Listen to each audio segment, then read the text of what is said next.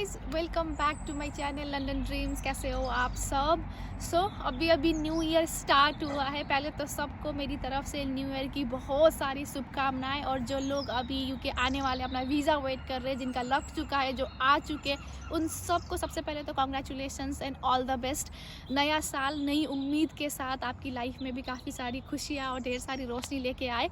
अब अगर मैं यूके की बात करूँ कि अभी क्या चल रहा है, आप क्या एक्सपेक्ट कर सकते हो इस टाइम पे, तो वो है जैसे कोविड का बहुत ज़्यादा शोर मच रहा हुआ है। हाँ, हालांकि कोविड है, कुछ केसेस रोज़ 300-400 केसेस आए जा रहे हैं, बट ऐसा नहीं है कि बिल्कुल पैनिक सिचुएशन है, ऐसा नहीं है। लोग कोई है जो अपने सेफ्टी के लिए मास्क पहन के भी घूमते हैं, बट मैंडेटरी नहीं है। मेन जो मेरी तरफ से एक सुझाव है वो ये है कि आप लोगों ने, अगर किसी ने बूस्टर वैक्सीनेशन नहीं लगाया है तो वो बूस्टर वैक्सीनेशन लगवा लीजिए, क्योंकि वो prevention is better than cure type का है कि आप पहले से ही अपना सुरक्षा लेके आ जाइए। या नहीं है तो यहाँ आने के बाद भी आपको NHS जो सर्विस होती है वहाँ पे मिल जाती है, वहाँ पे कर सकती हो। बाकी जॉब मार्केट के बारे में बात करूँ तो रिसेशन का है सिनेरियो अभी चल रहा है, क्योंकि न्यू साल अभी स्टार्ट हुआ है, तो शायद अब और ज़्यादा आइडिया लग जाएगा जब सारी कंपनीज़ के डेटा निकल जाएंगे कि कितना रिसेशन और होने वाला है, या थोड़ा सा रिसेशन अब कम हो गया है। बट आप अपना माइंडसेट बना के आए हो कि मैं कमाऊँगा, पढ़ूँगा, कुछ अपने लिए ज़िंदगी में करूँगा, तो उसी मकसद के साथ चलना है। चाहे पीछे जितने भी प्रॉब्लम्स आए, आप बस हिम्मत रखिए और आगे बढ़ने वाली बात करिए। तो आज मैं टॉपिक पे बात करती हूँ कि ये वीडियो किस बारे में, ऑलमोस्ट आपको पता लग ही गया है। बहुत लोगों को ना बहुत कन्फ्यूजन होता है, जो होता है कि हमें जाना कहाँ चाहिए, कौन सा यूनिवर्सिटी बेस्ट है और कब कौन सा प्लेस बेस्ट है। क्योंकि लोगों के 3 मेजरली एजेंडाज होते हैं। जो होता है, अगर मैं इस शहर में आया तो मुझे जॉब अपॉर्चुनिटीज़ मिलेंगे वहाँ पे। स्टूडेंट के टाइम पे जो आप होता है पार्ट टाइम का हो गया, फिर पढ़ाई ख़त्म होने के बाद आपका फुल टाइम का हो गया। और किसी को ये भी लगता है कि क्या मैं अगर इस एरिया में आए तो मेरा PR का चांसेस ज़्यादा हो जाएंगे, किसी को ये भी सवाल है। तो मैं इन सब के बारे में आपको सबको बताती हूँ कि आपके लिए कहाँ बेस्ट होगा। ये वीडियो के बाद आप डिसाइड कर लीजिएगा। ये वीडियो एक कंपैरिजन वीडियो है कि आपको कहाँ जाओगे तो आपके लिए फ़ायदेमंद हो रहेगा। ये वीडियो के कंपैरिजन में जो है वो है यूनिवर्सिटी। एक आपका इनर लंदन हो गया, एक आपका लंदन से आउटर एरिया हो गया, एक हो गया बिल्कुल ही शहरी अलग। तो लंदन के अंदर जितने भी यूनिवर्सिटीज़ है वो है थोड़े से एक्सपेंसिव, क्योंकि एरिया एक्सपेंसिव है तो वहाँ के यूनिवर्सिटीज़ भी एक्सपेंसिव है। आप देखना है कि आपका बजट क्या है। कितने लोगों का ये होता है कि मुझे 8 से 10 लाख के कॉलेज चाहिए, 10 से 15 लाख के कॉलेज चाहिए। किसी को होता है कि मुझे हाईएस्ट रैंक वाले कॉलेज चाहिए। तो उस हिसाब से देखना है तो आप यूनिवर्सिटी सेलेक्ट करिए और देखिए कि किस यूनिवर्सिटी का कॉस्ट कितना ज़्यादा है। बट मैं यहाँ पे कंपेयर कर रही हूँ एरिया का। अगर आप लंदन के अंदर आते हो तो आपको शो मनी भी ज़्यादा दिखाना होता है, क्योंकि एक्सपेंसिव सिटीज़ है, खाने पीने से लेकर हर एक चीज़ एक्सपेंसिव है, इसीलिए वो कोर्स भी एक्सपेंसिव हो जाता है। यहाँ पे आपका होता है कि आपको यहाँ आने है, यहाँ पे सेटल होना है, इसलिए आप चाहते हैं कि यूनिवर्सिटी में एडमिशन मिले और आपका जो कोर्स होगा वो भी सस्ता हो।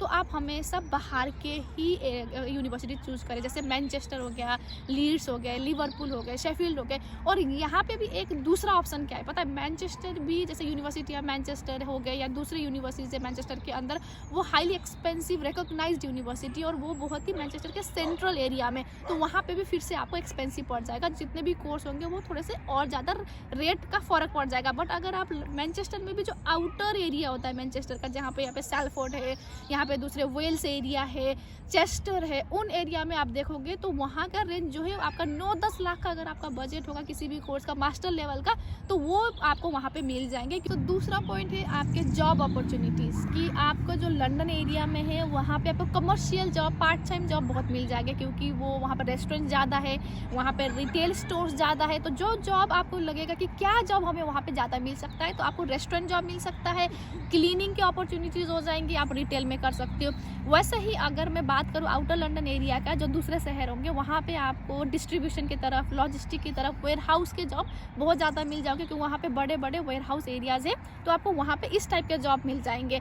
रेट की बात करूँ कि कहाँ आपको ज़्यादा पैसा मिलेगा, देखो लंदन का और आउटर लंदन का ना, यहाँ पे गवर्नमेंट ने एक रेट फिक्स कर दिया। जैसे आपका इनर लंदन में अगर आप काम कर रहे हो तो आपका जो अमाउंट है वो 10.25 है पर घंटे के हिसाब से, 10 पाउंड का है। बाहर आउटर लंदन में आपका पर घंटे का 9.50 है, जो कि 9.50 से आप नीचे नहीं जा सकते अगर आप 23 साल से ऊपर हो। यहाँ पे एज भी है कि आप किस एज में हो तो उस एज के हिसाब से आपको आपका पे मिलेगा। तो डिफरेंसेस है और जॉब अपॉर्चुनिटीज़ के, क्योंकि अगर आप देखोगे कि हमें लंदन में ज़्यादा मिल रहा है तो आप ये भी देखो कि लंदन में लिविंग कॉस्ट भी ज़्यादा है, आपका रेंट उसी हिसाब से होगा, खाने पीने का चीज़ उसी हिसाब से होगा। हिसाब से लिविंग कॉस्ट का जो टोटल अगर मैं आपको बताऊँ तो देखो टोटल में क्या होगा कि 500 का अगर कमरा पड़ रहा है तो 500 के ऊपर आप लगा लो आप कितना खा लोगे एक इंसान। 200 पाउंड का आपका खाने पीने का हो गया, 100 पाउंड का आपका ऊपर का बिल, इधर उधर मोबाइल का बिल से लेके आपका 800 पाउंड में आप अच्छे से लाइफ आप अपने बाहर के एरिया में रह सकते हो।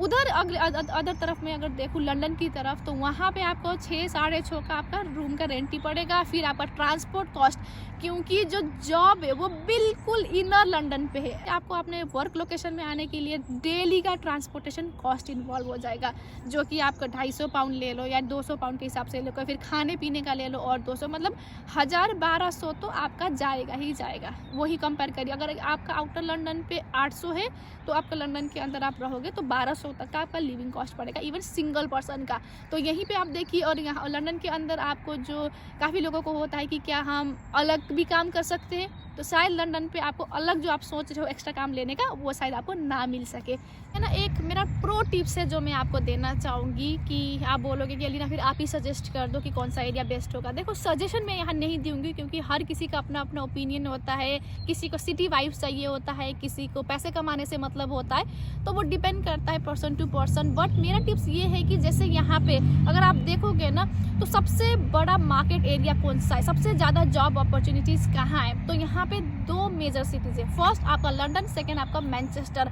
यूजुअली मैनचेस्टर जैसे लिविंग एक्सपेंसेस कम होने की वजह से लगभग जितने भी अपॉर्चुनिटीज़ हो मैनचेस्टर पे जाता है। और आप ये भी देखिए कि जो आप किस सेक्टर से हो, आप आईटी से हो, आप फाइनेंस से हो, आप रिटेल से हो, आप किसी और सेक्टर से, तो आप देखिए कि कौन से सेक्टर का जॉब अपॉर्चुनिटी किस एरिया में ज़्यादा है। तो आप प्रेफर करिए कि आपका जो स्टडी हो आप उसी एरिया में लो, क्योंकि 1 साल के अंदर आप पूरा नेविगेट कर पाओगे, पूरा मार्केट नेविगेट कर पाओगे, एरिया नेविगेट कर पाओगे, इंडस्ट्री के बारे में पता कर पाओगे, तो आपके कनेक्शन बनेंगे, नेटवर्किंग होगा। इसीलिए आप हमेशा प्रेफर करो कि आपका लॉन्ग टर्म विजन क्या है, लॉन्ग टर्म में क्या सोच रहे हो। जैसे केयर होम के जॉब है, अगर आप कोई भी डॉक्टर फील्ड से हो, लंदन के अंदर बहुत लोग हैं जो जॉब के लिए अवेलेबल होते हैं, रहने के लिए कैपेबल होते हैं। बट आप अगर अपना लॉन्ग टर्म देख रहे हो कि मैं मुझे केयर होम में जाना है, मुझे डॉक्टर में जाना है, तो आउटर एरिया में आइए, क्योंकि वहाँ पे यूजुअली इतने एप्लीकेशंस नहीं होते लोगों का, लोग जाते नहीं है कि रिमोट एरिया है, इस चक्कर में आपके अपॉर्चुनिटी ज़्यादा हो जाते हैं। तो हमेशा आप, क्योंकि आपको इनिशियली तो 1 साल तो सस्टेन करना है,